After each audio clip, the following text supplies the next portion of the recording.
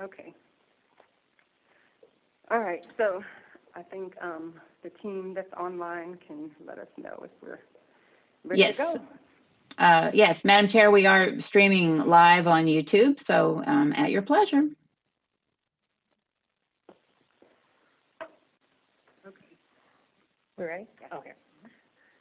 Good morning. My name is Commissioner Myra Uribe from Orange County, and I am honored to be the new chair as we move forward in 2021, which I am a hopeful and optimistic person. So I look forward to the days when everybody online and everybody in this room can sit together and not have to be arm's length away and wear a mask, and we can all see our smiles once again. But to get this going, and we appreciate everyone that's here, I want to welcome you to the hybrid meeting of the Transportation Disadvantaged Local Coordinating Board, and I'd like to call the meeting to order. I will be chairing the meeting, and we also have a team of folks working to ensure this meeting runs smoothly. Today's meeting was advertised on MetroPlan Orlando's website and social media, as well through targeted emails. Florida Sunshine Law requires a quorum to be physically present in the room for a government meeting. Governor DeSantis suspended boards to conduct business using virtual meetings, so the order expired October 31st.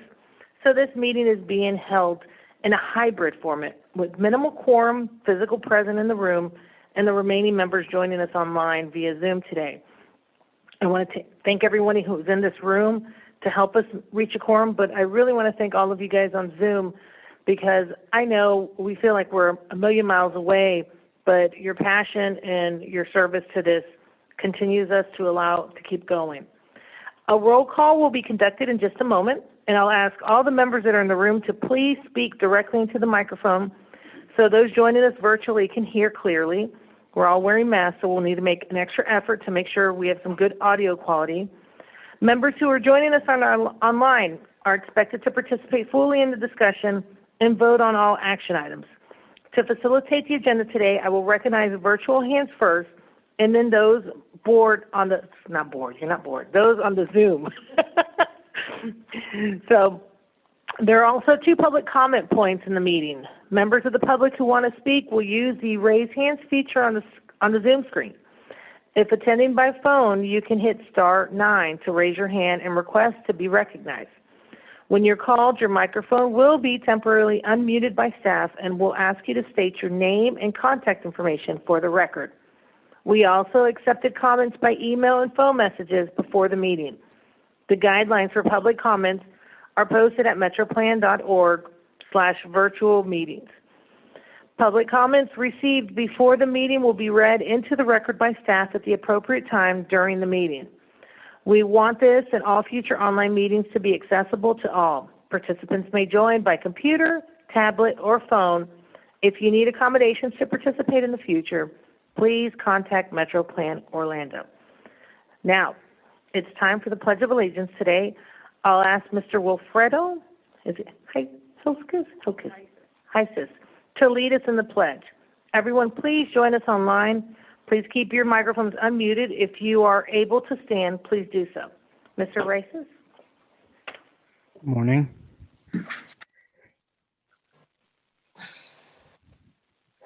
Pledge allegiance to the flag of the United States of America and to the republic for which it stands, one nation, under God, indivisible, with liberty and justice for all.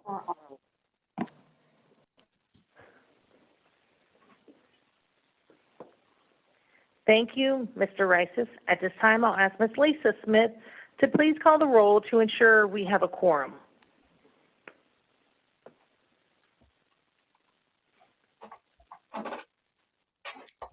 Good morning. All members joining us online, please go ahead and unmute yourselves now for the roll call. You can go on mute again after your name is called. Make sure your video is on if possible so that we can confirm that it's you. You will find the unmute and video buttons on the bottom left side of your toolbar on the bottom of your screen. Please say here or present when your name is called. Ms. Baldwin? Present. Ms. Beatty? Present. Mr. Grezek, Here.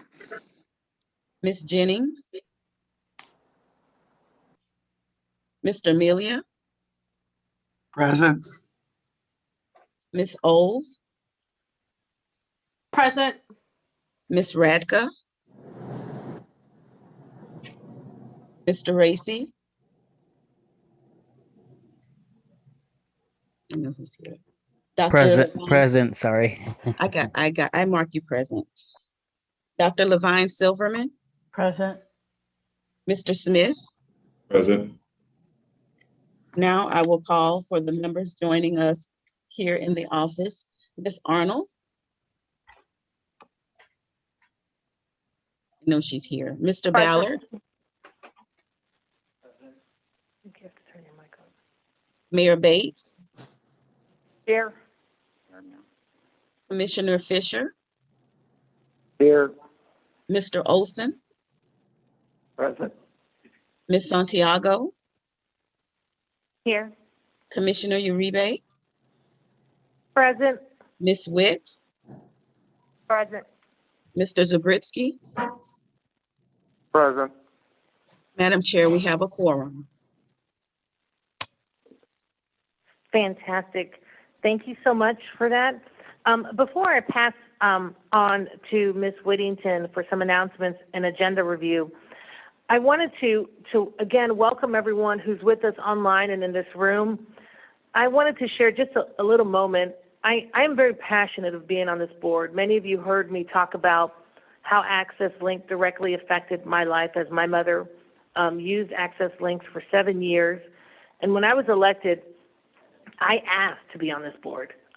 It was a passion for me because I had a story to tell, and I knew how I felt. I knew good and the bad and the ugly, which I think all of us in this industry, we hear and we see.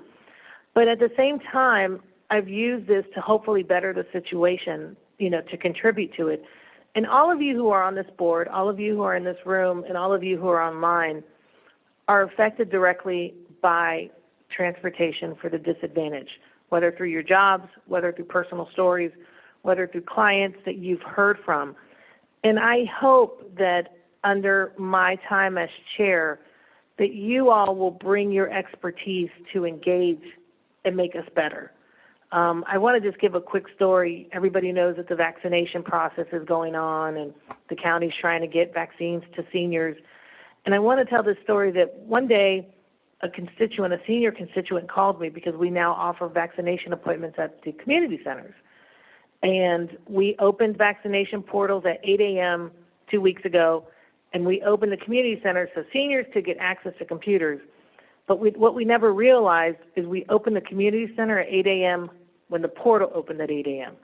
So by the time the people got into the community center, got set up, and started registering, not one person who went to any of the community centers got a vaccination appointment. I was able to take that information to the county, and now we've changed it. So all community centers will open 1 hour before the portal opens, so we can adjust for people to come in. Nobody at the county would have ever known that if no one had shared that story with me, and I was able to reflect that. And I really want to encourage all of you online and all of you in this room, make us better. Let's leave this place better than we got it. Let's make that change, engage. I'm Myra. I know I'm Commissioner Myra, but I'm born and raised in this community. This is my heart. And I know that my colleagues, the mayor next to me and the commissioner next to me, we all feel the same way. And I don't want anybody here to feel that you held back or you didn't share or you didn't engage because, we're just on a board and we're just going to get through it. So please, I ask all of you, make a comment, ask a question, push us to be better. We have amazing staff here in MetroPlan, Virginia, Ms. Baldwin, Lisa, everybody is always here for us. And I know Lynx for a while was scared of me, but now they like me again because I always had something mean to say. But, I just am passionate. So I want to help make things better, and I hope all of you know that's who I am. So if you ever have a comment, if you ever have a question, please, I ask you, please say it, and let's make this board better. With that being said, Ms. Virginia, I'm going to pass it on to you. Well, Madam Chairwoman, thank you so much for your comments. And good morning, committee members and all those who have joined us online, either online or by phone. We want to thank you again for continuing to work with us as we conduct these virtual meetings. We appreciate your patience and your understanding. We have a very full agenda today, and in addition to your consent agenda, we have 7 action items and 2 presentations. As mentioned by the chair, to facilitate questions, we'll be using the raise hands feature to recognize LCB members who are online first, and then the members who are here in the room with us in person. In-person members, if you have a question, we're going to ask that you would turn your nameplate on its side so that the chairwoman would be able to see and recognize you for comment at that time. And the chair will recognize you after she has recognized comments from those members who are joining online. Members, if you've joined us on the phone only without video screen, please use *6 to mute and unmute yourself. Please use *9 to raise your virtual hand so that the meeting host can see you and to recognize that you wish to speak. You'll see that there's a chat feature in your toolbar. This communicates with all of the panelists in the meeting today, and it includes the committee members, staff members, and presenters. We ask that you only use this if you have technical difficulties or if you need assistance, or if you prefer to ask a question as the chair has mentioned, and you don't want to do it, if you don't want to speak your question, you can always type it in the chat bar, and one of our staff will pass that on to the chair. Today's meeting is accessible to the public via computer, tablet, and phone. You got 2 comment periods that are on the agenda. One is pertaining to action items, and the other later in the meeting for comments that are of a more general nature. We will provide instructions on how to share comments at that time. You should know that a recording of this meeting can be accessible later on the MetroPlan Orlando YouTube channel.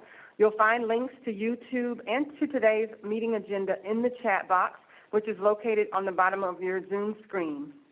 Madam Chairwoman, this concludes my announcements today. We are prepared to move forward with the agenda as it's printed.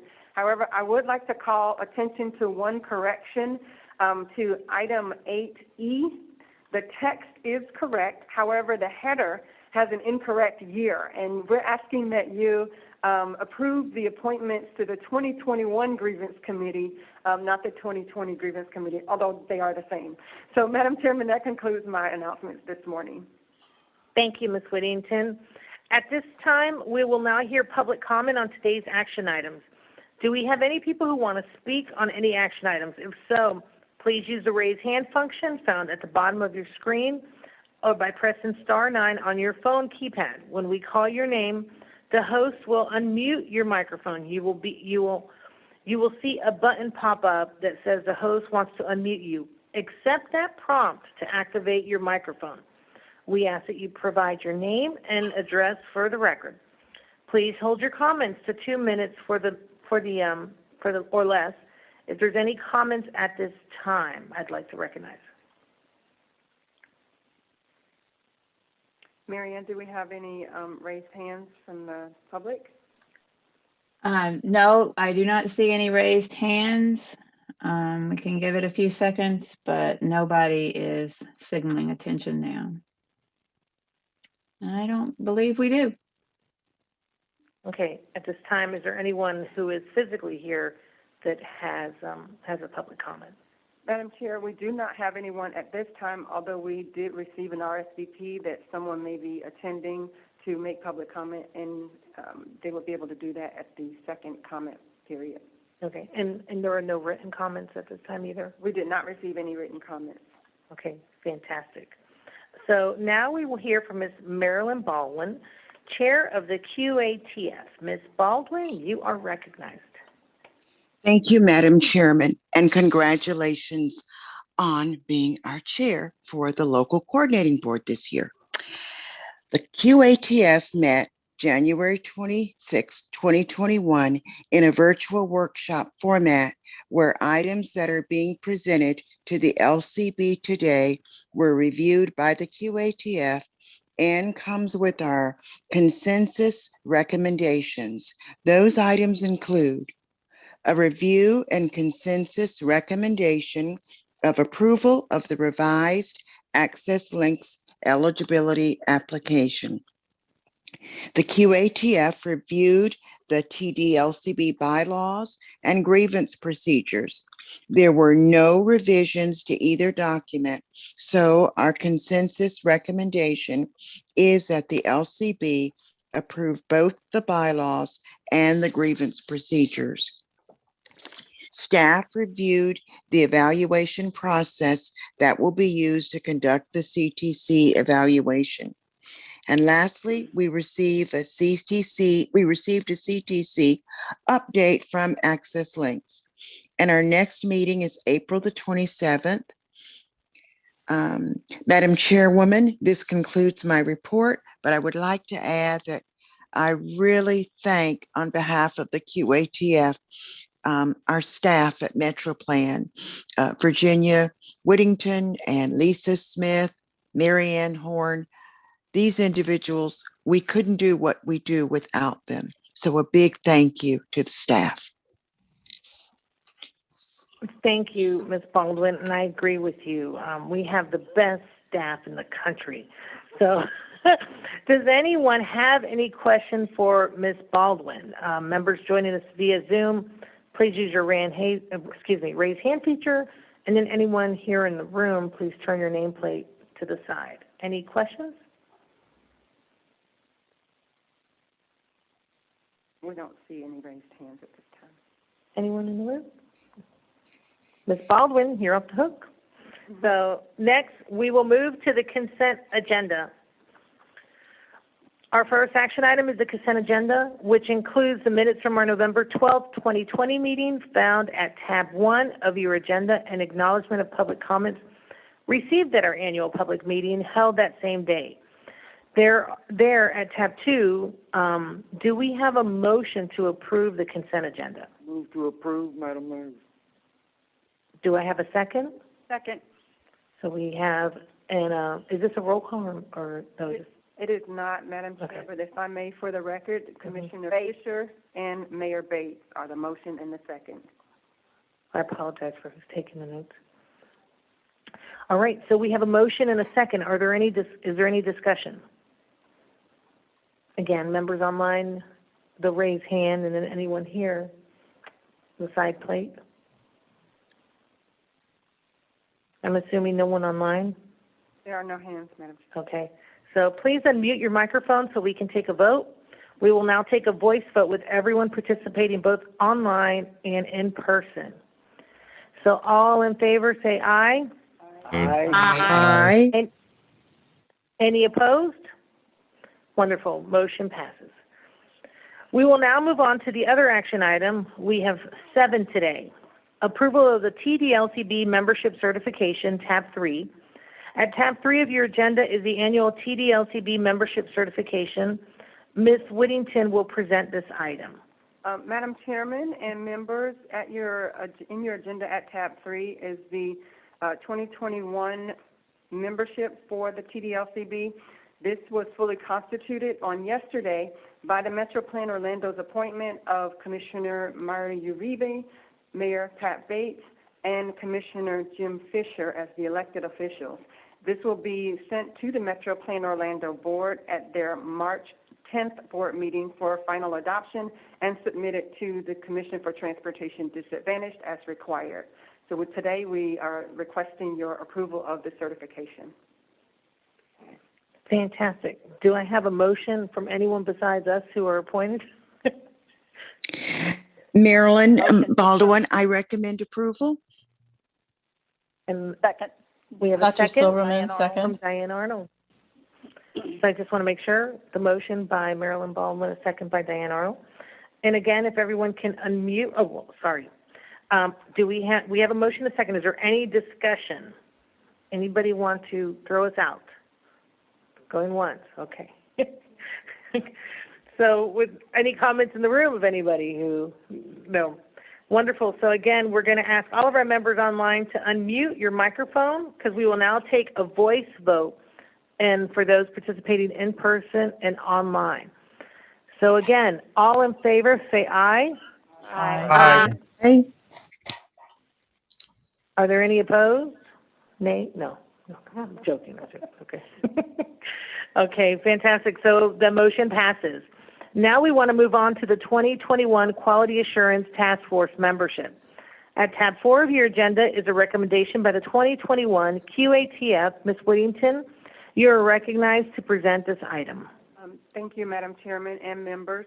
At the December meeting of the MetroPlan Orlando Board, there was an action taken that all of the MetroPlan Orlando committees would continue to meet in a virtual format, a virtual workshop format, which means that they could hear items that were coming forward to the MetroPlan Orlando Board, but they would not be able to take action.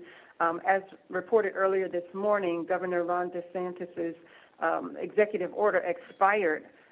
So this committee, the QATF, has followed the board's guidelines and continued to meet in a virtual format. So this recommendation is a carryover from 2020 to 2021 in order that this board or this committee would be able to continue to meet and take care of the actions that will be coming before you. Each time they meet, Madam Chairman, I will let you know that it will be in the virtual format with recommendations based on consensus and not necessarily action as they have in the past. So this is 2021 that is rolling to 2020 that is rolling to 2021. And with that, I will ask for your approval. Move approval, Bates. Second, Fisher. Okay, so we have a motion and a second. Is there any discussion? Members attending online, again, raise hands to be recognized, or any comments or questions? There are no hands. And any comments from members in the room? I would like to say a comment. I think that is absolutely the safest thing to do, and I'm in accordance. I mean, all of us here put ourselves at risk every time we leave our home, and I believe that, Ms. Baldwin, you have done a phenomenal job at making sure that we stay on this, and I'm saddened that we can't all meet virtually because you shouldn't have to be forced to do this, but I thank everyone in this room for making themselves available so that we can make it. So with that being said, all the members again online, please unmute your microphone. We're going to take a voice vote with everyone participating both online and in person. And all in favor say aye. Aye. Aye. Are there any opposed? Wonderful. Motion passes unanimously. Now we're going to move to approval of the 2021 TDLCB bylaws. At tab 4 of your agenda are 2021 TDLCB bylaws. As reported by Ms. Baldwin, these come with the consensus recommendation of the QATF to approve without revision. Unless someone is aware of any necessary changes or typos, I'm going to entertain a motion. Do I have a motion? Please make sure you state your name when you do. Move to approve, Fisher. Second, Bates. Wonderful. We have a motion and a second.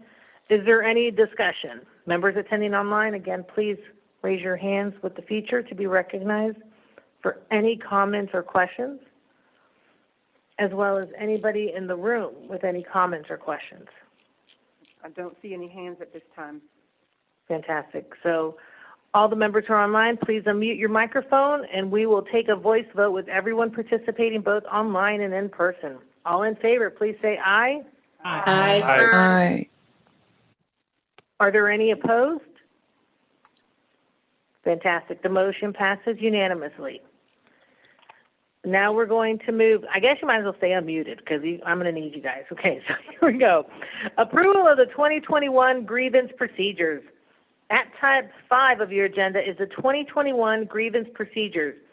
Again, as reported by Ms. Baldwin, these come with the consensus recommendation of the QATF to approve without revisions. Unless someone is aware of any necessary changes, I will entertain a motion. And again, all that do a motion, please state your name when you motion and second. Do we have a motion? Move approval, Bates. Second, Fisher. We have a motion and a second. Is there any discussion? Members attending online, you can just speak. And then if there's anyone in the room, None. we see none. So again, we're going to go ahead and take a voice vote. So all in favor say aye. Aye. Are there any opposed? Again, motion passes unanimously. Now we're going to the appointment of the 2021 Grievance Committee. Ms. Whittington, you are recognized to present this team. Again, Madam Chairman, thank you, and members. These items that you will have on your agenda today are annual requirements, and we would recommend that the 2020 Grievance Committee continue as your 2021 Grievance Committee. And as a reminder, the Grievance Committee is only called upon in the event that there is an unresolvable dispute that happens between that person or organization and the CTC, or the Community Transportation Coordinator. And with that, Madam Chair, I would request a motion for approval. Move approval, Bates. Second, Fisher. Okay, we have a motion and a second. Is there any discussion by members online or in person? I don't see any hands at this time, Madam Chair. Fantastic. Again, we are going to do a voice vote. So if you did mute yourself, please unmute yourself. All in favor, please say aye. Aye. Are there any opposed? Again, motion passes unanimously. Now we're moving to the approval of the revised Access Links eligibility application, which is tab 6 of your agenda book. Next, Mr. Norm Hickling, Access Links, will highlight revisions made to Access Links eligibility application and present the final application for approval. The revised application is at tab 6 of your agenda. Mr. Hickling, if you'll move forward. I'll be glad to. Thank you, Madam Chair, and all the members of the board. First of all, I'd like to just say thank you to all the members of the Quality Assurance Task Force who made the concurrence and the recommendation to the board, and then also the workshop group that got together continuously, and we had a great amount of dialogue back and forth, which made this a much better document. And what you're seeing here before you is the product of that great dialogue. And we wanted to change last year this application. We knew that the combined application for ADA and the Transportation Disadvantage Program was a bit confusing at times for a lot of our clients. So we wanted to separate it, but it also gave us an opportunity to go through and we can start looking at our eligibility process. We can also look at the kind of questions we want to ask so that we are providing the best service for our clients out there and constituents of yours. So again, this has been reviewed and discussed quite a bit.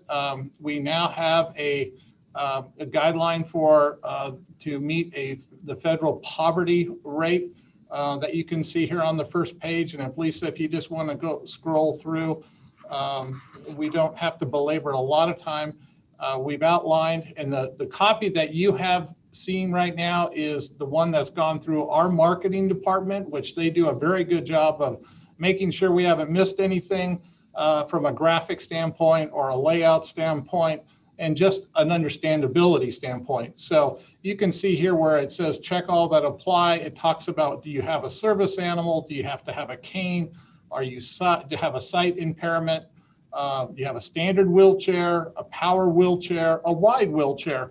You know, and for those of us that are all involved in the paratransit and this transportation disadvantage, these are really important questions because we want to make sure we have the right vehicle and the right equipment going out there to pick up our constituents, because the last thing we need is to have a constituent who is in a wide wheelchair and then they can't get on the vehicle. So that would just not be good for them. It's not good for us. So if you want to continue to scroll. We also talk about the regularity of their subscription and their medical appointments. And you'll see in my CTC report later how important that is to know that type of information, because we have so many individuals that are on the dialysis program that it's just life-saving for them to get there on time when they need to. We go through and we talk about the family income. We talk about verification of that income. You can continue on, Lisa. Thank you very much. Making sure that we got the right individual. And then we also ask them to sign, because we know that we have to, in some cases, talk to a doctor, and that they are releasing very sensitive information. We want them to be assured that, one, we are going to protect it, but also we have their permission to use that information where necessary to make a determination for their eligibility. And then this is where if needed, a licensed physician within the state of Florida will make a determination and also give us more additional information as to the background on the individual, so that we can make an informed decision on their transportation disadvantage eligibility. So with that, again, I say thank you to all the members that had an opinion, a thought, made corrections.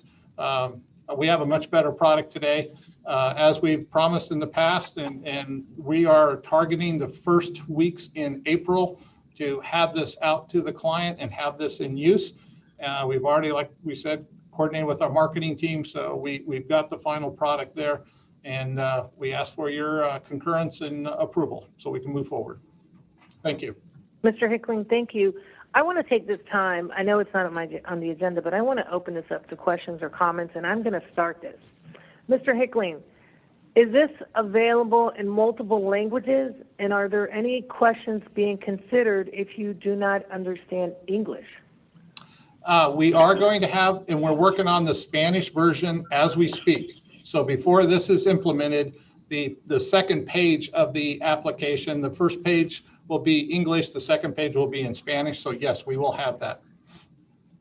And if I can add, I think you should ask, there's one thing about people understanding English, is there a preferred language? Because if you barely know English, are you the best communicator? For you guys to know in advance when you are doing the trip, and so, people can say, I speak English, but is that their preferred language to communicate? I'd like to open it up for any questions in the room or any comments. I mean, we have the guy here. So please, if anyone can raise a hand online, or you can raise your hand in here too. We do have a hand online, Mr. Bob Melia. Perfect. You're recognized, Bob. Good morning. Actually, two things. The first is, after the Spanish application is completed, I know here in Orlando Health, we also do a third version in the list of priorities, which is Creole. We have a large Haitian population. And so having things in, again, languages that they understand, or their significant other or designated individual can read and translate, is important. The other thing is, and I hope this isn't too late, I don't know how I missed it. It should not be standard wheelchair. It should be manual wheelchair. Okay. That's an easy change. That's fantastic. Anyone, please, I encourage you to make a comment or something you picked up that he's missed or that we could do better. Are there any additional hands online, or anyone that would like to be recognized in the room? I don't see any hands at this time, Madam Chair. Okay. Well, and Madam Chair, if I just may, I'd like to. Mr. Hickling, there's a comment in here. Did you want to say something first before you hear the comment or the question? Just real quick, it was a comment that you had made earlier. We, the mobility services reps that are in our eligibility team are bilingual. So if somebody has a preferred language such as Spanish, and they want to, communicate that way, then we are very capable as a team in communicating with them in the preferred language. Wonderful, thank you. And I want to recognize Ms. Santiago. Oh, thank you. I had a question about where it says, how do you currently travel to your destination? And one of the options is taxi/TNC. I just want to say that sometimes people feel more comfortable in a taxi rather than a TNC, and I think those should be separate listings, because just because they they feel comfortable in a taxi and not in a TNC, if you're going to qualify or bunch them up into that same category, they might not be expressing what they really want to say. That's a great feedback. We will note that. Norm, not sure if you heard the suggestion, but it is where we're asking the question of how, you did hear? Yeah, I did. He's shaking his head, yes, you understand. We're good. We do have a question that is in the chat, Madam Chair. And the question is, income-wise, is eligibility based on just the client or dependents, also, are dependents not counted? It's just a client. That was a great area of discussion. It's just a client. Okay. So Thank you. it's only the income of the client who will be using the service. Wonderful. Anyone else? Any other raised hands? I don't see any other raised hands online. Okay, fantastic. I would be remiss if I didn't take the moment also to congratulate or to acknowledge Access Links for their vaccine transportation. Many may not know this, but they have offered transportation to individuals who have appointments for vaccines. And what's important here is they have to stay with them. So you arrive, they give them their barcode, they get in, they get their shot, they wait for the time that they need to make sure that they don't have a reaction, and return them home. I know it is a expensive process because it's not like your normal transport where you just get dropped off. But I do want to say you guys have done a phenomenal job, and this is something that I communicated because of being on this board to the mayor and to my colleagues. And so the fact that we see that, I do want to, though, say that the goal of the county is to get vaccination available more community-based as opposed to having to go to the convention center. So that's in the works, which will hopefully make it easier for our clients to get the vaccination if they have an appointment or when they have an appointment. So there is good stuff. So thank you guys. Thank you, Mr. Hickling, for all that you guys do. At this time, do I have a motion? Move to approve. Fisher? Second, Waits. Okay, we have a second from Ms. Waits. Yeah. Is there any discussion? Any online or in the room? Madam Chairman, just before you take action on that motion, I want to make sure that includes the recommended suggestions. Oh, fantastic. Along with the recommended suggestions. Okay, so For the we're record. amending that motion. Mr. Fisher made the motion to accept that with the motion, the recommendations, and it was seconded. And the seconder agrees. Yes, ma'am. Yes, fantastic. Is there any discussion from anyone online or in the room? There is another question, Madam Chair. Is there a specific reason the physician's Medicaid license number is requested on the application? Okay, Mr. Hickling? That's been consistent with our practice all along. So, there's no change there. It's something that's been carried over. Does that response, is that okay with you? Mr. Smith was the one that asked the question. I think you're on mute. I'm sorry, that's fine. Okay, thank you. Another hand, I'm sorry. Oh, no, please, I'm happy. Ms. Amelia. Yes, just, I believe the Medicaid number is requested because there are providers out there that provide transportation to patients depending on what your coverage is. And so where these systems are kind of the transportation of last resort, having that number allows the organization to do a little research and see if there are other transportation providers out there that are going to get paid and with the insurance provider. Oh, I'm sorry, can I speak? Sure, Mr. Smith? Okay, it's just that on the application, there's nowhere where you ask the recipient, are they on Medicaid? So I didn't know, because I mean, even though the trip may be for a Medicaid reason, if you don't know that the recipient is on Medicaid, I was just wondering why that provider number was there. Well, we don't have access to that And from that standpoint, we don't have access to the Medicaid list or who's eligible and not eligible. You know, when they come to us, we're looking at the eligibility requirements as in standards that you see on the application. So whether they have another form of transportation or not is, you know.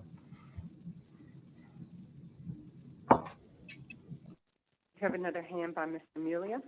Mr. Amelia, please. Oh, no, I'm Well, sorry. I first of must all, have hit Mr. Smith, accidentally.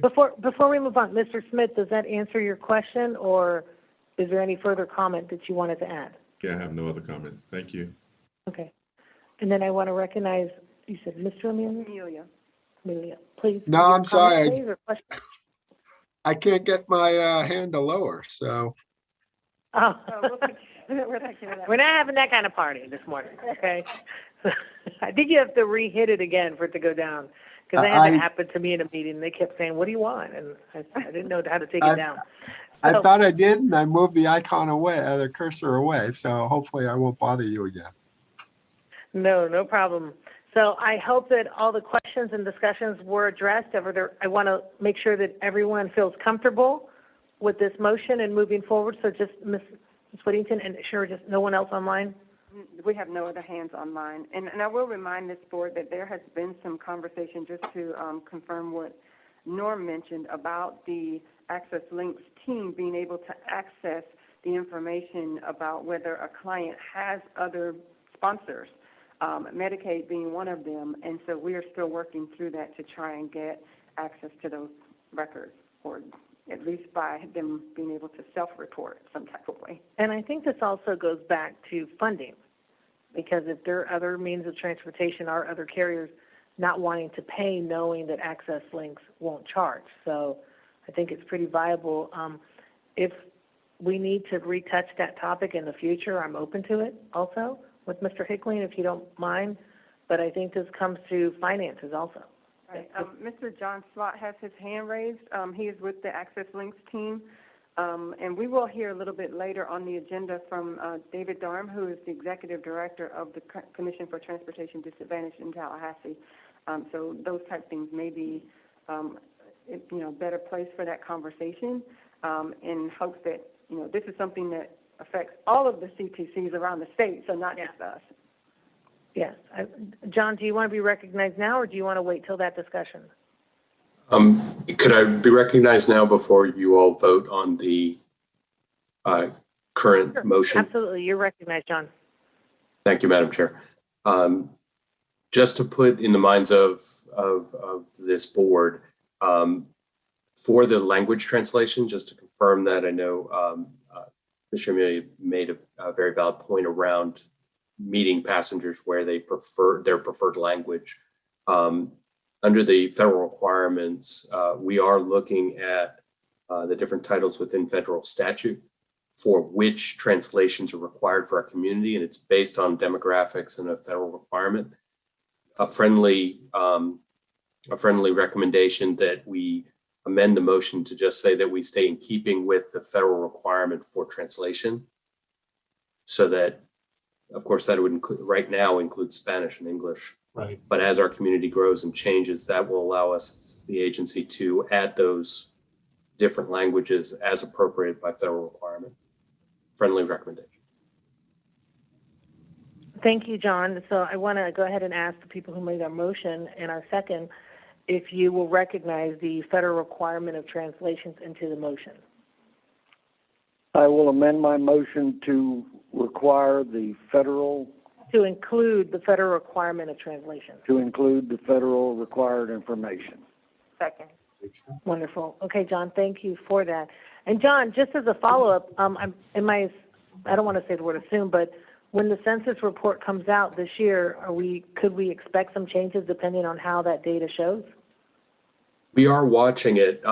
Creole still has a ways to go from a standpoint of the growth of our community. There are pockets within our community that have a very high Creole demographic, but it may not be enough for the overall county to change over just yet.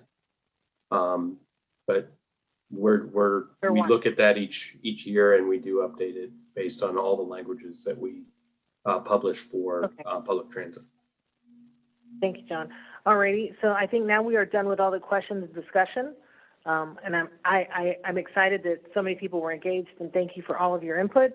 So at this time, we are going to go ahead and ask everyone to unmute your microphones as we take a voice vote with everyone participating both online and in person.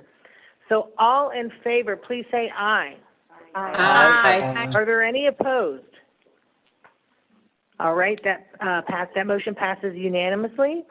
I'd like to take a moment to say thank you to Mr. Wayne Olson for chairing the Application Review Committee, Ms. Baldwin, Ms. Ford, Ms. Berry, Mr. Ballard, Dr. Silverman, and Ms. Radka for serving. You guys did a fine job, and again, everybody on this board that had input today to make this even better. So this is exactly what we get to do and influence the process.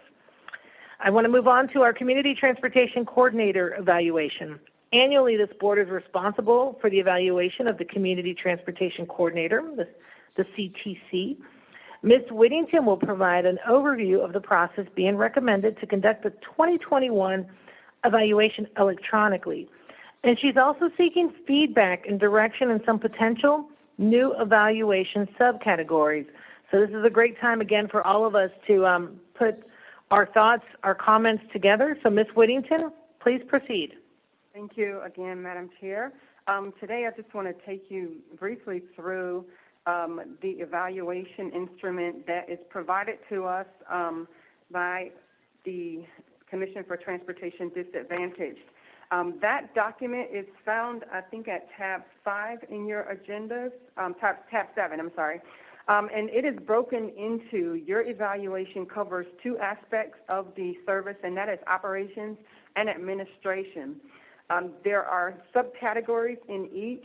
Under operations, you evaluate their planning efforts, transport availability, service monitoring, billing, and reporting. And under administrative, you evaluate the subcategories of eligibility and records, their certification of such, reservations, trip allocation, and scheduling. Next slide, please. You have, in previous years, added other subcategories, one being the coordination of providers, including taxis and TNCs. And this is when Access Links became using the mobility services model. It was something new that was introduced, and so you added that as a subcategory. We took a look at the Transportation Disadvantaged Service Plan that is currently in effect, and we recognized that there are some other areas that, should you choose to include in the evaluation, we would be able to add this year. Next slide, please. There are 7 goals that are in the TDSP, and the one that is not currently covered in your evaluation is goal number 1, which is the transition of customers to the most appropriate mode of transportation.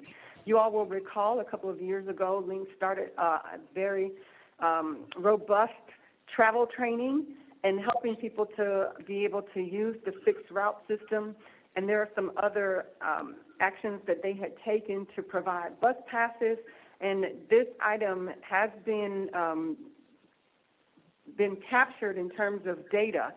When we presented this to the QATF, that was one of the questions that they asked in terms of whether or not the data was available for them to be able to use this as an option for evaluation.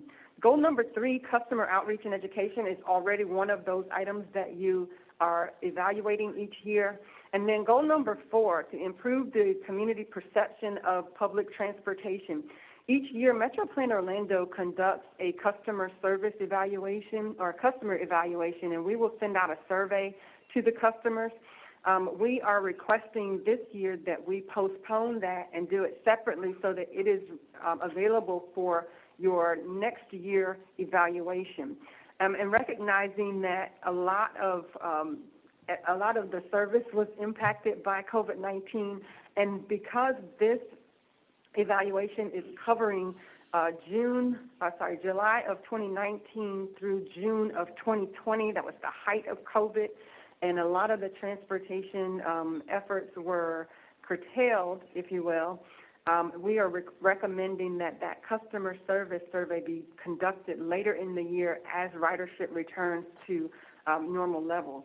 And so with the next slide, we are recommending that we include a new category of evaluation, and that is where they are transitioning customers to the most appropriate mode of transportation. Again, understanding that they may have been able to do more were it not for COVID-19.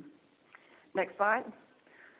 The process that we have used is that we reviewed the CTC evaluation process with the QATF at their meeting on January 26th, recognizing that on your review and approval today, we will be able to put this evaluation document into an electronic format. We will send members a link to that survey and have the responses to be made electronically as opposed to written and returned to us. We did this last year and we had very good response.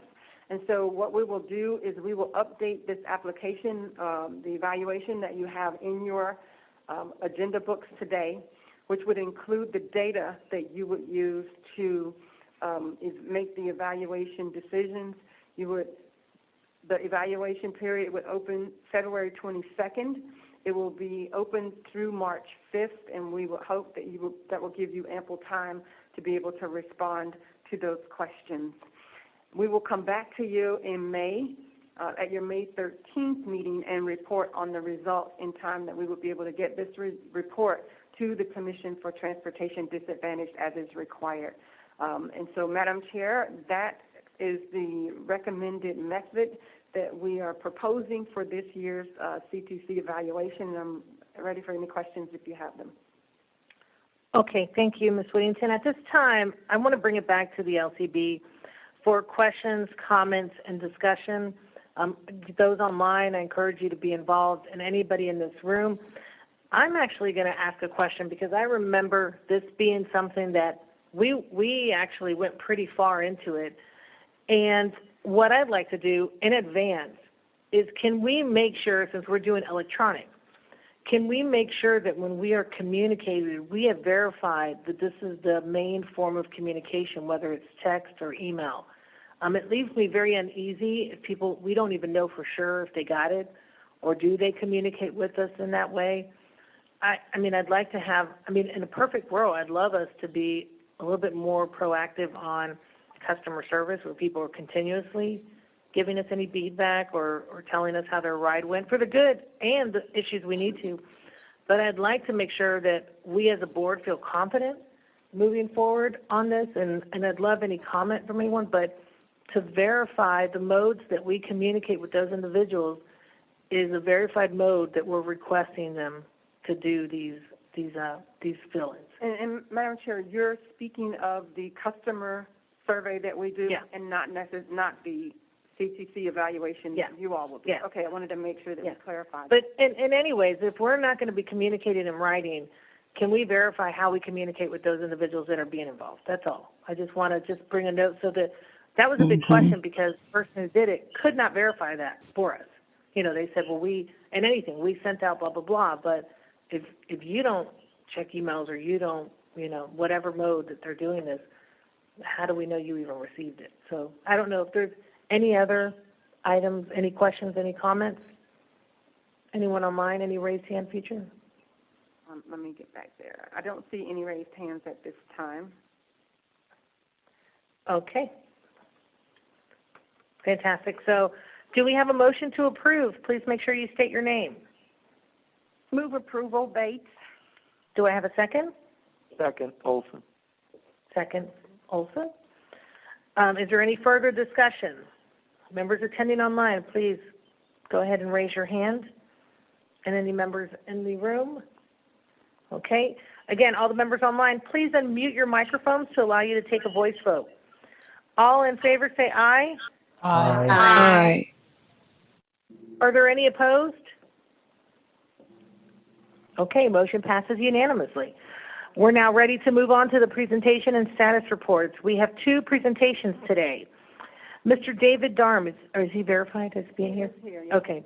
Executive Director of Florida Commission for the Transportation Disadvantaged will present an overview of the changes to the trip and equipment grant funding allocation methodology and rules changes. David Darm has over 10 years of experience in public service with the state of Florida and is a lifelong advocate for individuals with disabilities and others who have barriers to living independently within our community. He was appointed as the Executive Director of the Commission for the Transportation Disadvantaged in 2019 and previously served as the Commission's chair in 2011 through 2016. He also has served on various roles related to the public policies that advance employment and transportation services for individuals with disabilities, including the Agency for Persons with Disabilities, Division of Blind Services, and Governor Rick Scott's administration. On a personal note, David is legally blind and accompanied by his guide dog, Ranger. By overcoming his own barriers to independence, David is devoted to being a voice for others who face similar adversities so they, too, can achieve success in life. David, welcome to our meeting. Thank you, Madam Chair. Can you all hear me? Yes, we can hear you in the room. Great. Well, first off, let me thank the members of this board, Virginia, and the team that supports you all to invite me to speak on this important topic. I'm really excited about being here to present what we've been doing for the last, I'd say, almost full year now of work involved with the driving engine of our program, which is our trip and equipment grant.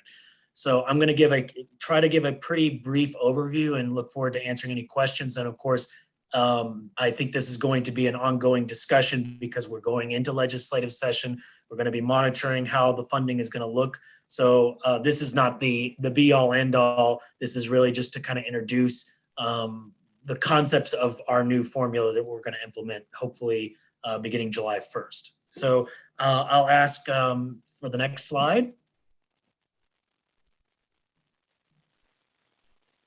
So for those of you who don't know, the commission at the state level, we administer pretty much the majority of our funding comes from the Transportation Disadvantaged Trust Fund, and a majority of those funds are distributed through our Trip and Equipment Grant Program.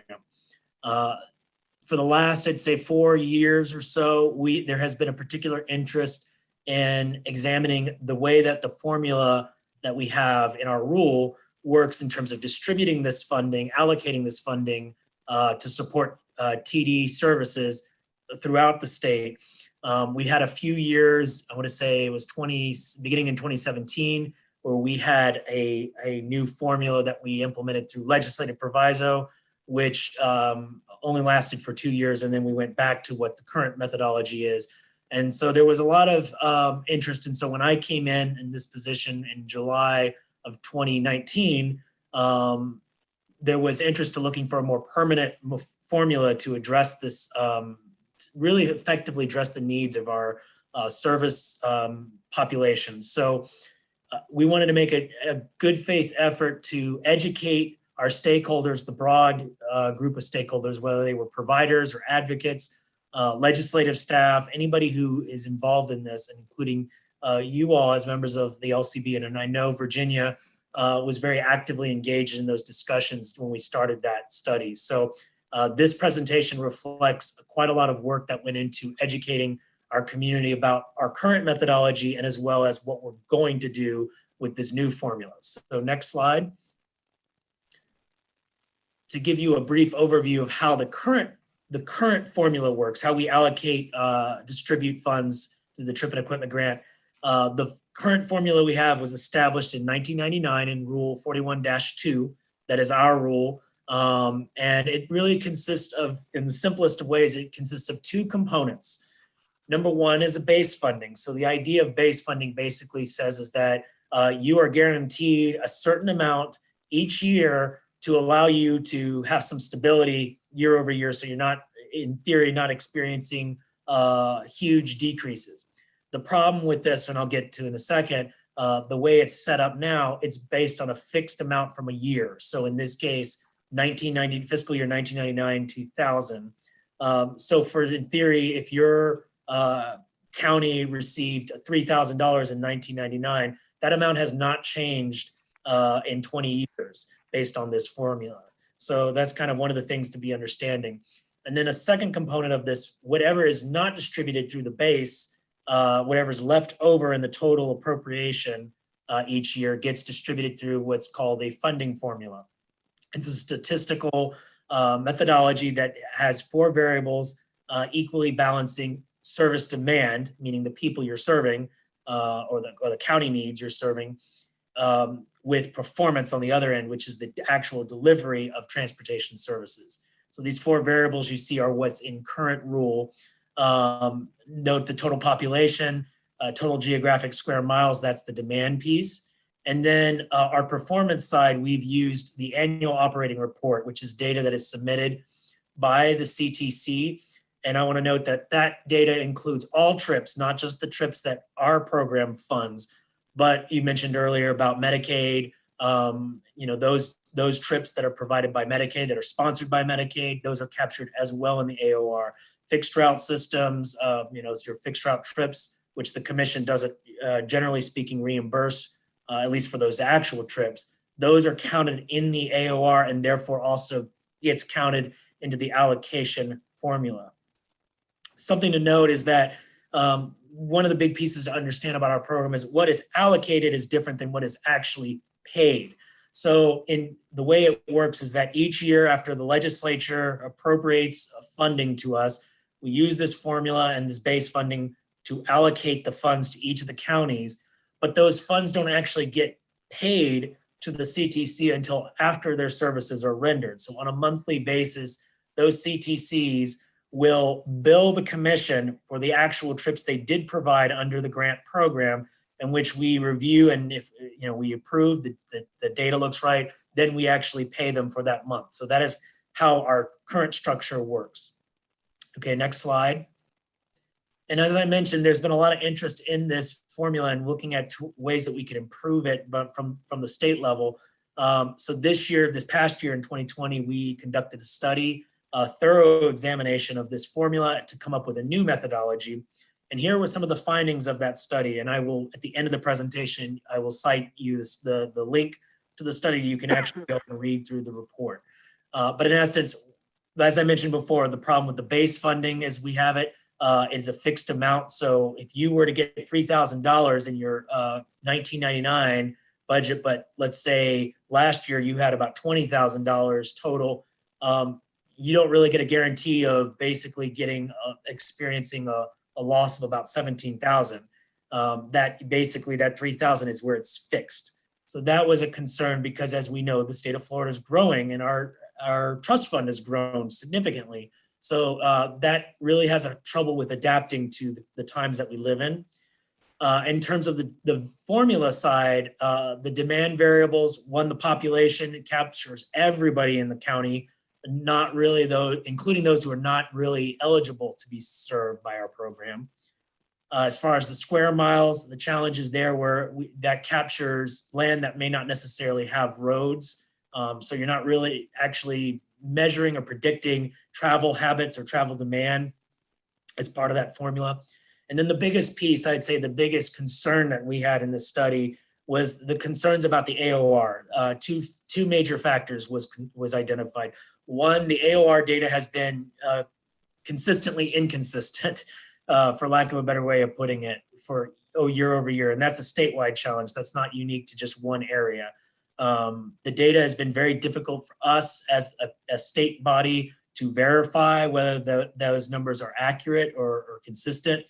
In addition, as I mentioned, the AOR captures all trips, not just trips that are actually funded through our program. So we're actually allocating funds for trips that are not actually eligible to be reimbursed under our trip and equipment grant. So that was a major concern as we identified, and moving forward with the new formula, we wanted to address all of these concerns with the new methodology. Next slide.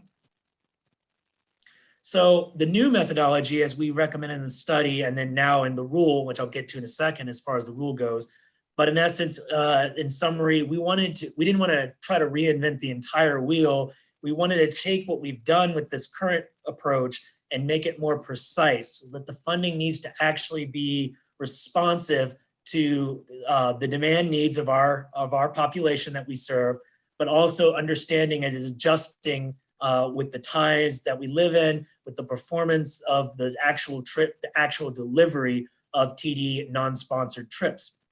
So this is the proposed new formula. We've tried to simplify it in the sense, instead of having two components, we're proposing to have one formula. And those include 4 variables. Number one, for demand side, we looked at, instead of capturing the whole population, look at the actual TD eligible population. So those are individuals with disabilities, individuals who live below poverty, and older adults. And so we used the American Community 5-year estimates to identify those across the state.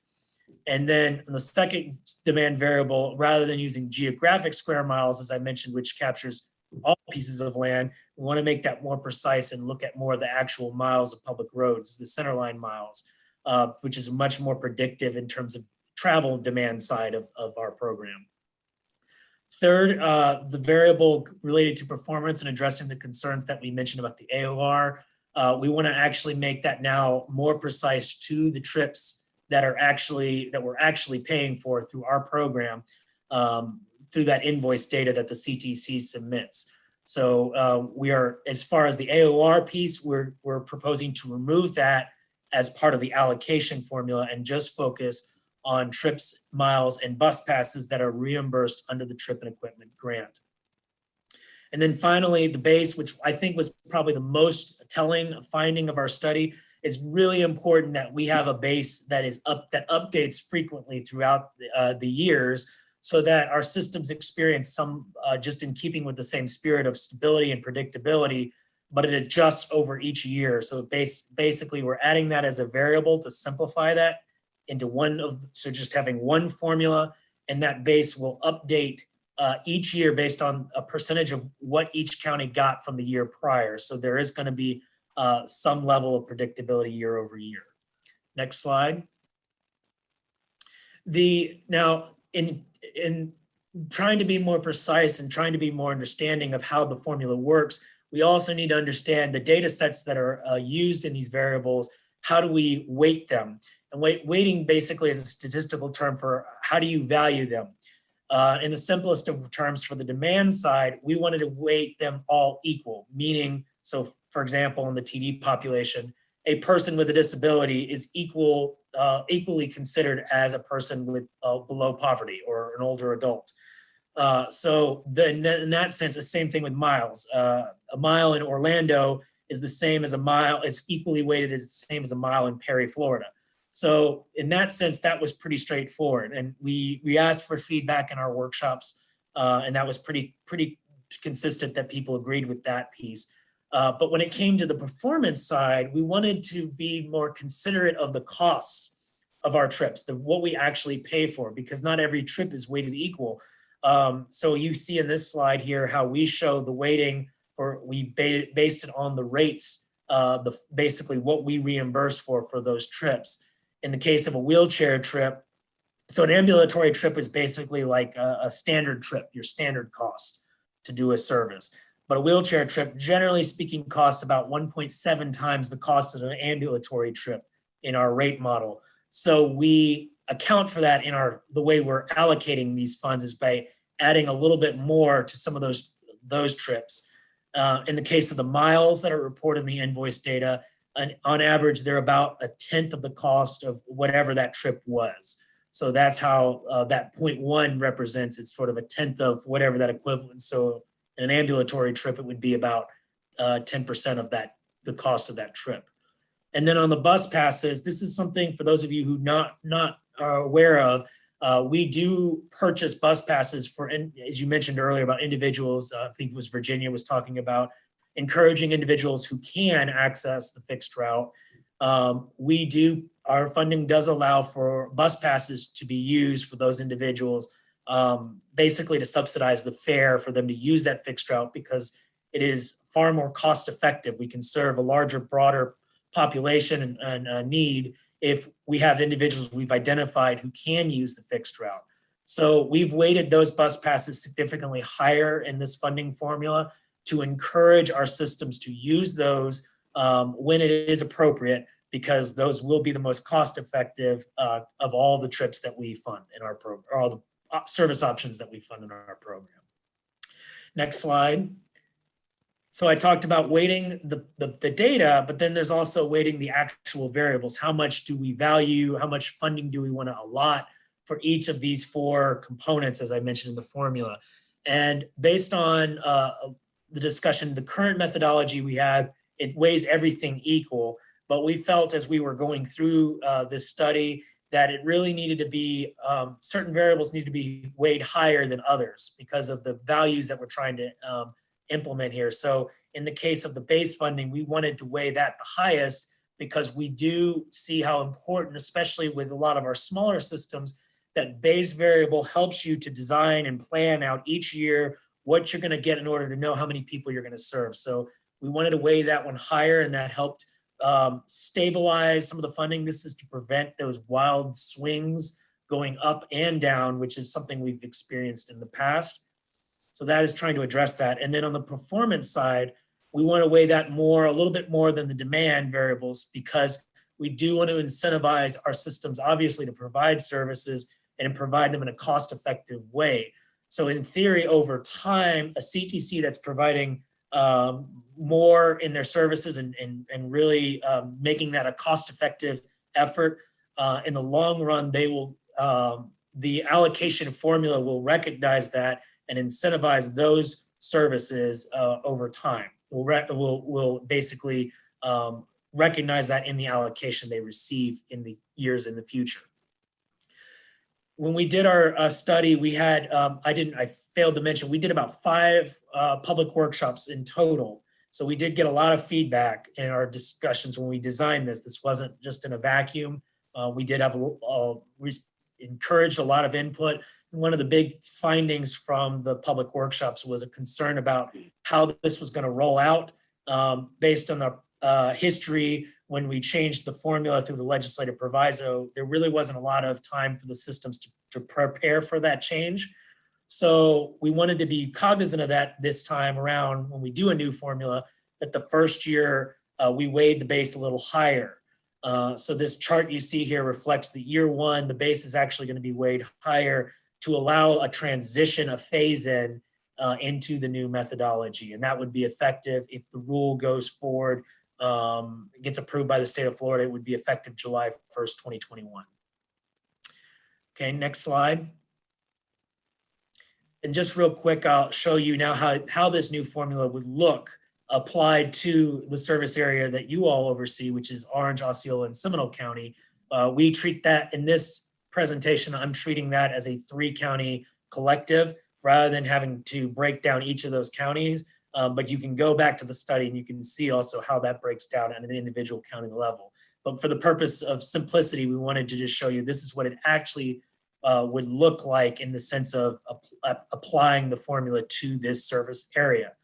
This chart shows, this table shows you the totals in each of these variables that are reported based on the data sets. I want to make note that you notice here on the trip and equipment side, the total trips, that's the total weighted trips.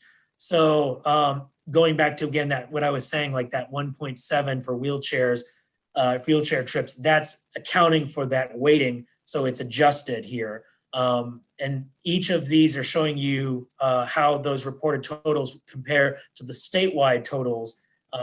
So in the next slide, how these are calculated in terms of spitting out your allocation for the year. And this is the same methodology we use today.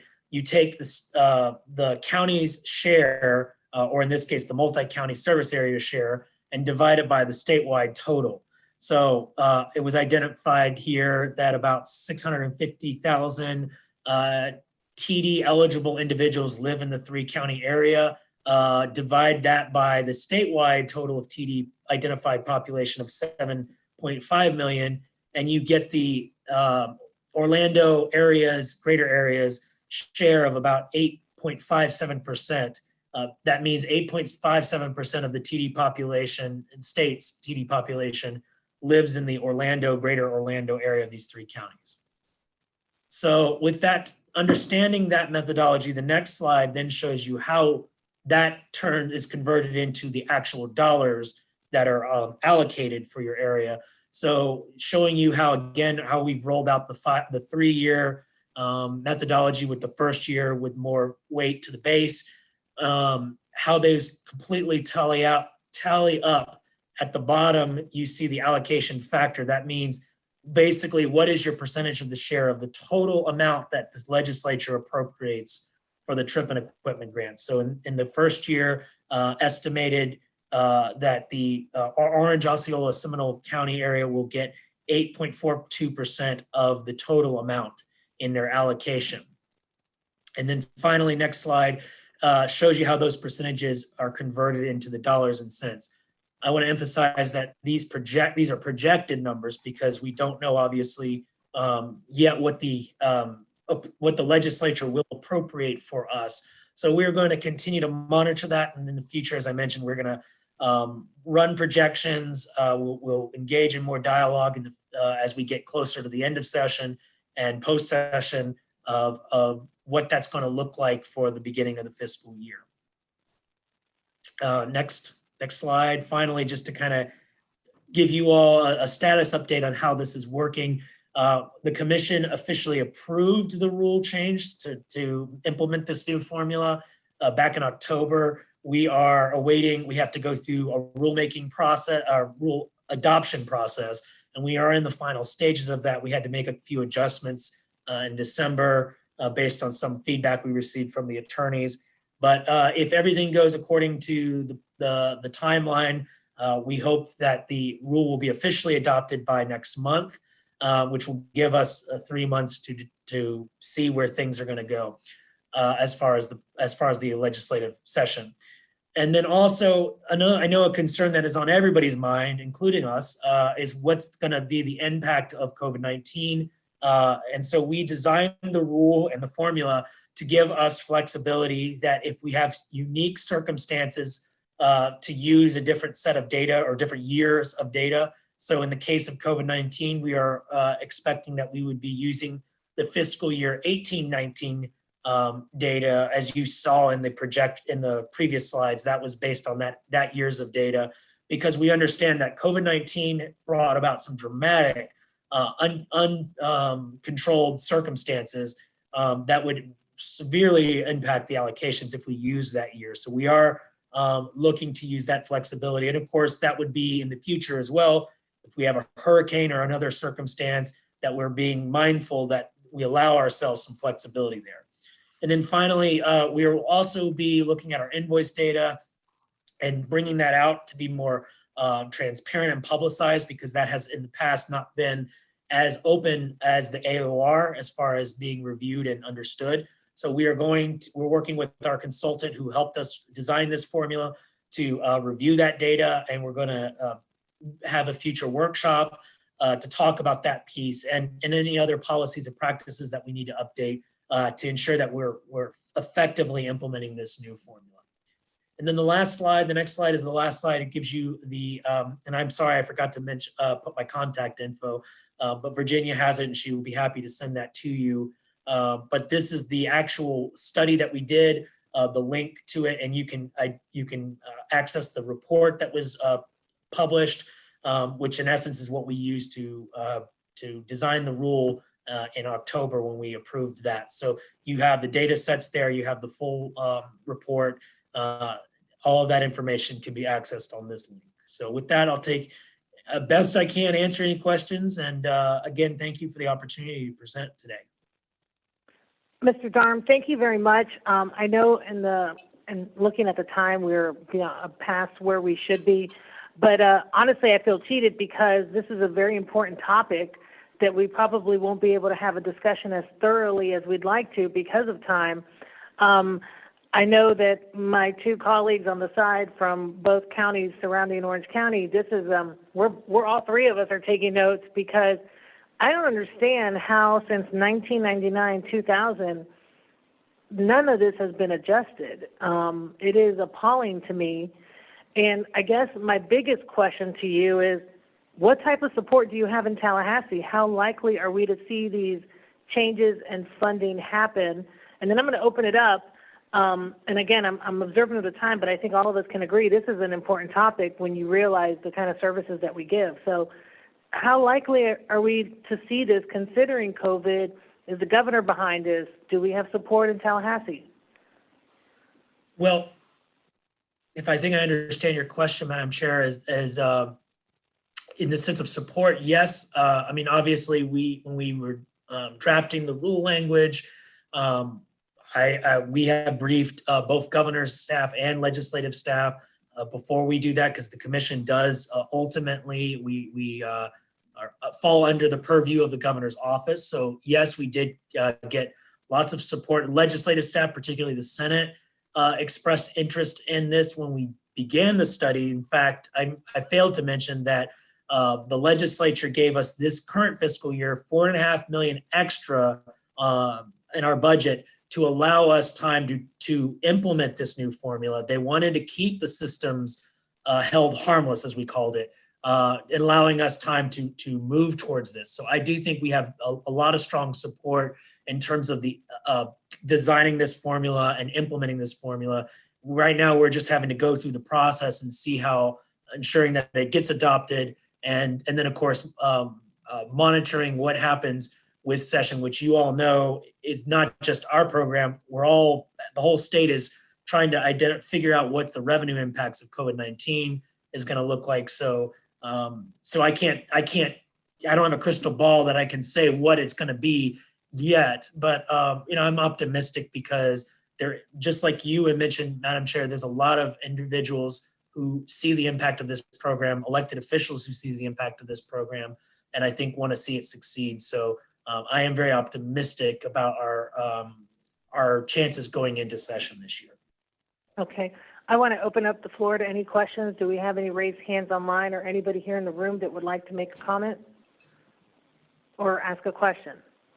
And again, I want to go ahead and say, if you want to know more, Ms. Whittington can get us the contact information for Mr. Darm.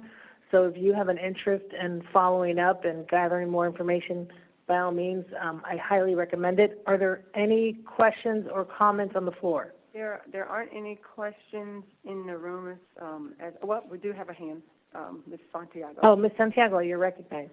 Thank you. Can we receive this PowerPoint? Absolutely. No, thank you so much. Okay, she asked if we could receive the PowerPoint. Ms. Whittington said anybody who's interested in receiving the PowerPoint, she can send it to you. Again, any hands raised online?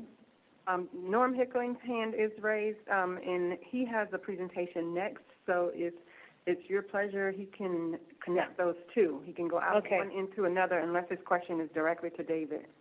Norm, is it a direct question to David, or is it something that we could handle under your presentation? Well, we could handle under the presentation if you'd like to do that, and hopefully that Mr. Darm will be able to stay on and hear the presentation, and I'll raise it at that point. Okay. Anyone else? Alrighty. Mr. Darm, thank you so much for your time and your knowledge. And again, if anyone's interested in having his contact information or having a copy of the PowerPoint, please contact Ms. Whittington. She'll get that over to you. And at this time, and I do realize we are very tight on time, I want to recognize Mr. Norm Hickling. Norm, you have 30 seconds. Go. I'd be glad to. Any questions on behalf of Links? So we'll go ahead right into the next chart, please. So just real quick, and I will keep this very abbreviated unless somebody has a question and or raises a hand and say, please explain a little bit further. I know a lot of the members have already had an opportunity to review the presentation. So we'll go through trip performance, funding allocation, call center performance, eligibility status, and the program status, and some of the initiatives, which will include just a quick discussion about the vaccination program. Next slide, please. This is our all-up database here that we really chart ourselves to. We provide this to you so you can really get an overview of all the paratransit activity that's going on here at Access Links and in the work that we do. Again, this really tells the story of where we've been at the end of 2020 on a monthly basis. But I always draw the attention to the fact that, and this goes right with your comments, Madam Chair, that we are part of this medical industry here. When you look at the number of dialysis trips, the number of medical trips, and the importance of what we do and the importance of what we have to perform on behalf of your constituents, we recognize that. And so we don't undermine that in any way or try to. And so next chart, please. Again, the number of trips, obviously 2020 was unique. We're running at about 65% of what our normal trip volume would be. We were closer to 65,000 trips at the end of 2019. And here in December, we had just right at 38,000 trips. Next chart, please. And again, we break this out. It really helps us. We can see the number of ADA trips that we perform in paratransit, but we also then track each and every one of our transportation disadvantage trips. That comes out to about 40% of all the work that we do here at Access Links has to do with transportation disadvantage.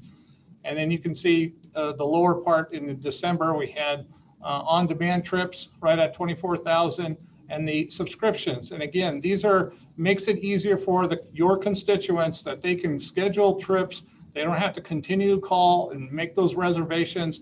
That this gets them to work, this gets them to dialysis, this gets them to wherever they need to be on a consistent basis. And then we even break it out. You know, Mr. Darm talked about the number of wheelchair and things. We break it out into that detail, and you'll see that later. Next chart, please. Again, just a real good grasp of the number of trips that we do for dialysis, for medical, for personal recreation. We are that lifeline for a lot of individuals out there in the community, and we recognize that. Next chart, please. Call center performance. This has been an issue that has come up many, many times in the past, and we have worked very, very hard to improve, and you're going to see some of those numbers here in just a minute. But you can also see what COVID-19 has done to the demand and the number of calls that have come in. We are actually receiving about 30% less calls than we a year ago, and we're still seeing that somewhat consistent, although we're starting to see the number of calls going up, but the handle times and the call answer times are still staying very, very low, and we're very proud of the team for the performance that they're doing. Next chart, please. You can see in 2019 here, the average rate of answer was 5 minutes and 41 seconds, and we have improved that dramatically, where in 2020, our average speed of answer rate was 58 seconds.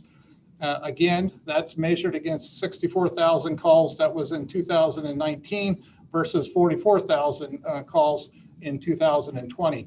But while the number of calls are 30% lower, the actual improvement is 5 times better.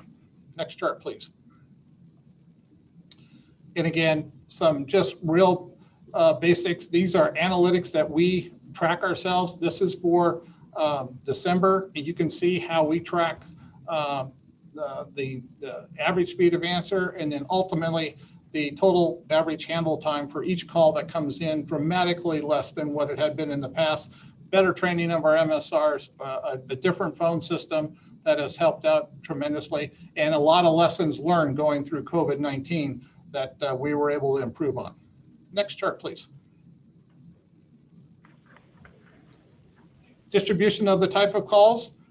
And we watch this and we really analyze this. And this is where, when we talk about the new phone system that we are, and the new customer contact system that we want to implement, and we are working on that RFP as we speak in the statement of work, you can see where we want to go address. The number one call that comes into our office is, hey, where is my ride? That's the ETA, estimated time of arrival.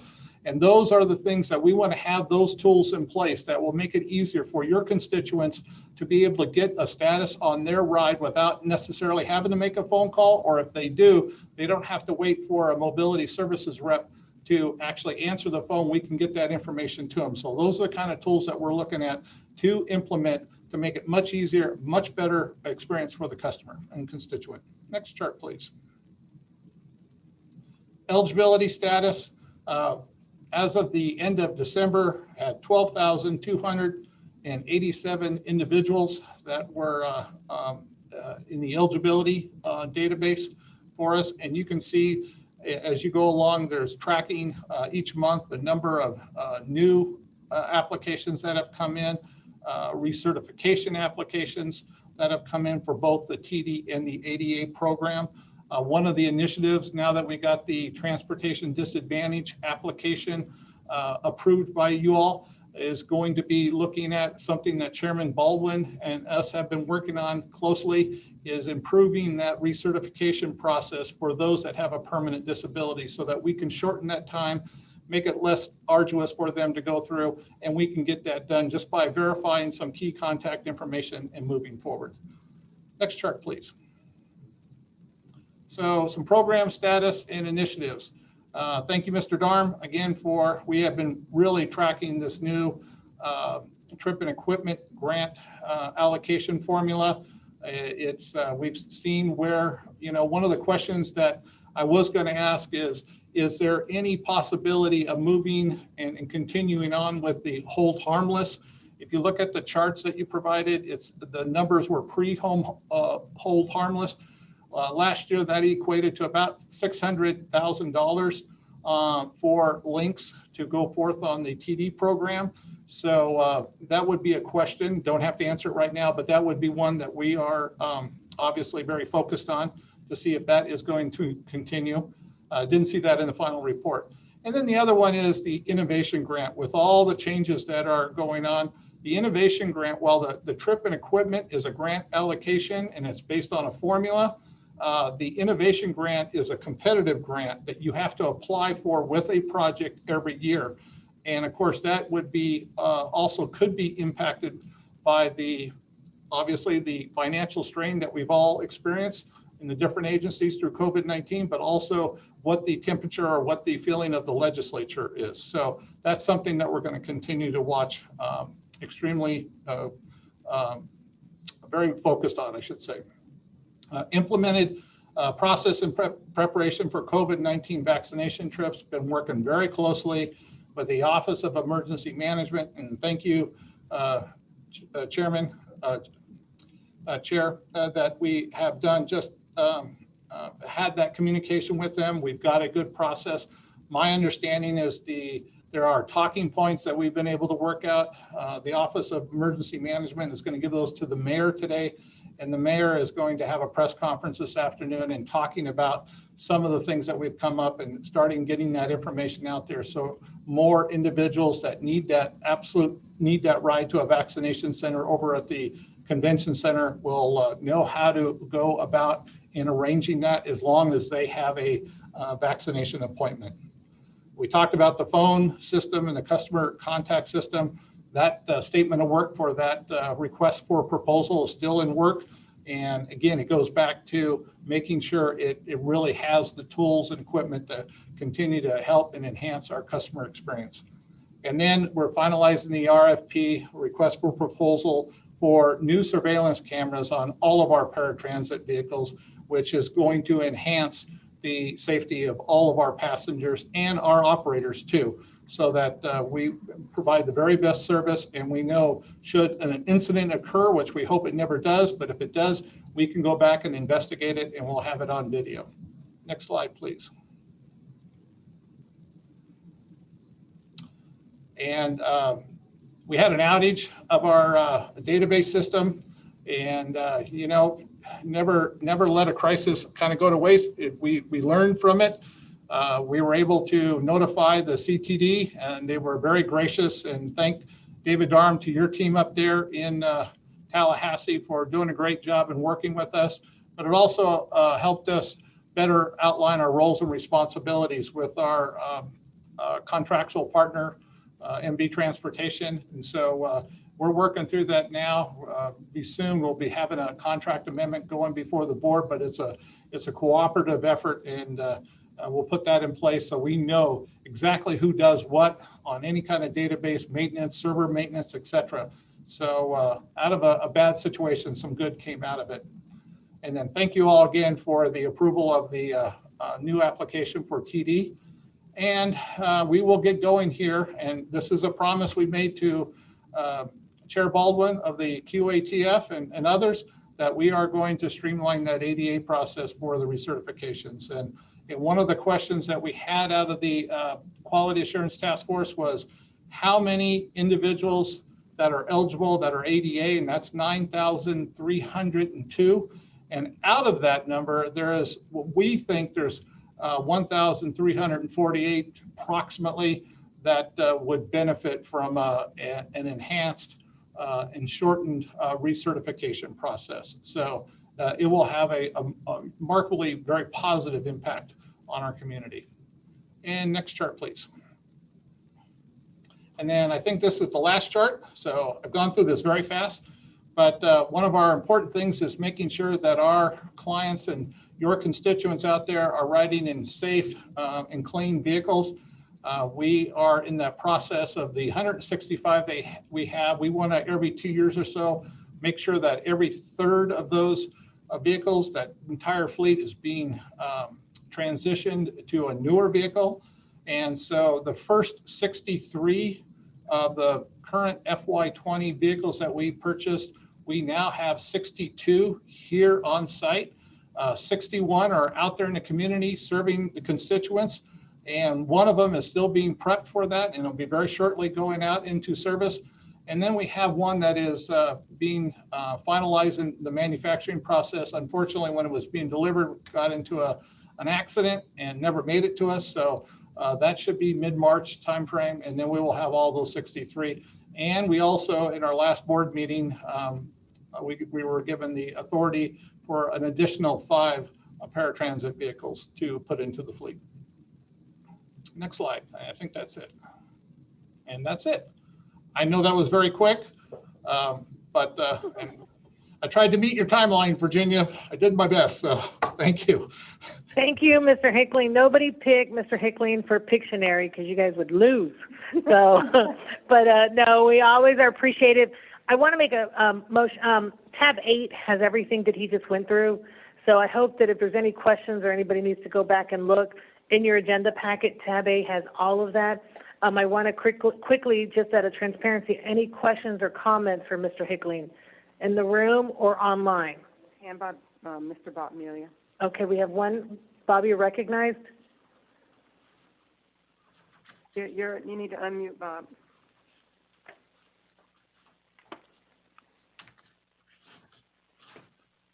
My apologies. Again, 2 things. The first is there used to be a very effective and very useful tool, the Mobi app.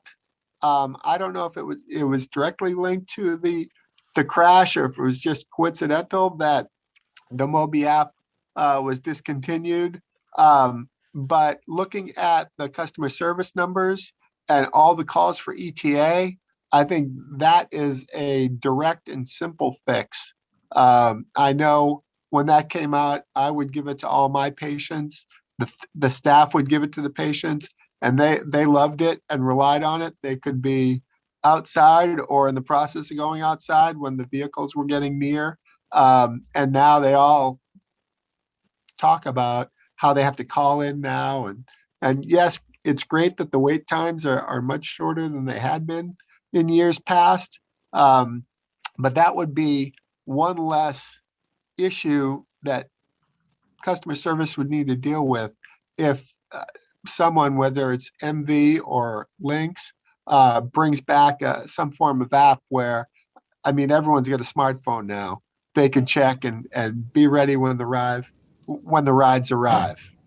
Yeah, and that app, Bob, if I may, that one MV, or I should say Mobi, that was discontinued, and they transitioned it to a one MV app, which you can go onto the website and you can sign up for. It does require another step in registration that'll do, and it actually is an enhancement of what the Mobi app did in the past. It's much more timely, it's much more up to date, and it doesn't look so much like and act like a cartoon, if you will. And so I think you would find it and meet your satisfaction with that. And we'd be more than glad to reach out to you and walk you through it and get signed up. Yeah, no, that's great. And I'm glad to hear that. it needs to be publicized. And, send me flyers. I'll put them up in the outpatient waiting rooms. It should go up at CILs and dialysis centers and everything that was listed earlier in the previous printouts. And we did do seat drops, so, and we did put it into the vehicle, so, but your point's well taken, and I'd be more than happy to provide the information. And I think you'll see your numbers plummet even more. Thank you, great suggestion, appreciate it. The other issue I have is with the new vehicles. I knew you were limited to only a few choices of what you could choose from in the grant. But they really aren't as functional as vehicles, the older vehicles. So I know you're limited and you don't decide which vehicles are available, but I think someone, either individuals or as a group, someone needs to say something to maybe Mr. Darm or get information from Mr. Darm on who to talk to. But there are deficiencies in these vehicles that make it difficult for the passengers and for the drivers who have to, get them into the vehicles and tie them down. Well, why don't I'll follow up with you if that's okay, and to get more specifics, and then obviously that would be something we'd want to talk to FDOT about, because they're the ones that have the state contract, and but we'll follow up with you. Be glad to do that after the meeting.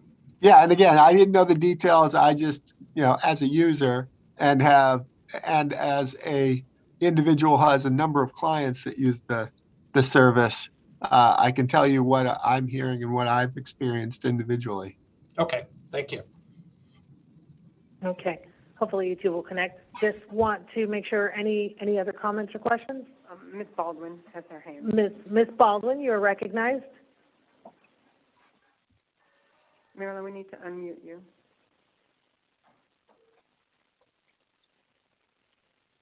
Can you hear me now? We hear you. All right, very good. I will be very quick. Norm, some of our clients who are blind, vision impaired are concerned that the seating arrangement is a little too close for comfort now during COVID. Has that changed? And can we consider, not putting folks so they're sitting so close to people they don't know?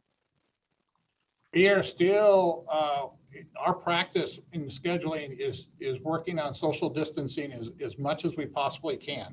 So we are still very much focused on that. We know we're still very much in the pandemic, and we haven't relaxed those standards. Now, that doesn't, there are times that maybe there'll be more than two on a vehicle, but it's very, very rare. And we really are trying not to ever have that happen while we're in this pandemic. Well, I realize that there may be times when you're going to have to put more than 2 or 3 in a vehicle, but just so they're seated further apart. Absolutely. Okay. No other hands on. Thank you. Sorry. Ms. Baldwin, did your hand go back up, or were you taking it down? I was trying to bring it down. I'm good. Okay. Thank you. Thank you so much, Marilyn. All right. Mr. Hickling, thank you so much again for your time and your report. We are going to move on. There are 3 general items for you to read at your leisure if you'd like to call to attention. I'd like to call to attention one of them. There's a list of upcoming meetings and events of interest. I'd like to specifically call attention to item C and ask that all LCB members that save the date March 29, 2021 for virtual legislative day. Obviously, because of COVID, things are a little different. A link will be shared when it becomes available. Are there any committee members who have final comments? Please use the raise hand function and unmute yourself when you are recognized. I got to tell you, although we're running behind, I'm very excited at all the interaction we had today, and I hope we can continue this kind of dialogue.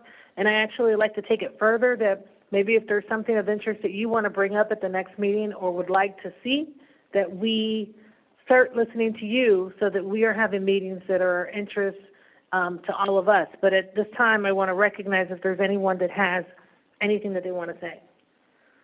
And I see none. There are no hands raised online, but if I may, Madam Chair, just to call attention, MetroPlan Orlando sent out a survey that is consistent with our strategic plan, and we're asking that all of the members of this board please respond to that survey. If you have not seen one, check your junk mail. It may be there. And there was a reminder that went out today. So, And I took the survey, and it literally takes you 2 minutes. So I encourage you guys all, because this is how we get things to happen. I want to move on to public comment. We will not hear any other comments from the public. Do we have anyone wishing to speak at this time? If so, please use the raise hands function found at the bottom of your screen or by pressing *9 on your phone keyboard. When we call your name, the host will unmute your microphone. Do we have anybody with public comment? there are no hands raised, Madam Chair. Okay, fantastic. If there's no hands being raised, we're going to move on. At this time, if there's no business, oh, wait a minute, we have to announce our next meeting, don't we? Yes, and also the two staff who are online also from the community, the CTD, Karen Somerset and Kyle Mills, who is our regional manager, is online. So I just wanted to recognize that they were in attendance today and say thank you to them. Fantastic. And our next meeting, it's not on my notes. If you could just say it for us. May 13th. May 13th is our next board meeting. And if there is no other further business, we stand adjourned. Thank you, everyone, for your time today. Have a great day. You too. Thank you. Thank you. Thank you. That's good. You're good.